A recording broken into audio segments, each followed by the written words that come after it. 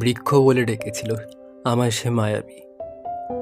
তবে আমার সৌভাগ্য, ছায়া হতে পেরেছিলাম, সুগন্ধ হতে পেরেছিলাম। আমার সৌভাগ্য, আমি তাকে প্রশ্বাস দিতে পেরেছিলাম, তার বদলে সে আমাকে নিঃশ্বাস দিয়েছিল। আমি তাকে বন্য পাখি বলে ডেকেছিলাম, স্বাধীন, উন্মুক্ত। তবে আমার গভীরে গিয়ে আঁকড়ে রাখার ইচ্ছা আমার পরাধীনতা ছিল, তাই পাখির মতো চেয়ে উঠতে পারিনি। আমার কঠোর দেহ উদাহরণ ছিল যে আমি নম্র নয়, আমি জড় বস্তু। হঠাৎ কোনো ঝোড়ো হাওয়ায় বৃক্ষ যদি নিয়ন্ত্রণ হারায়, পাখিদের কি তা পছন্দ হয়? তারা তো উড়েই যায়।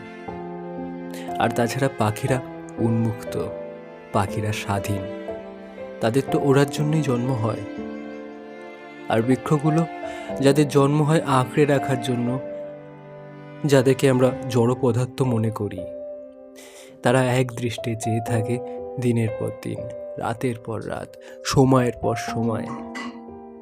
সেই একই মায়াবী চোখে এক দৃষ্টে চেয়ে থাকে।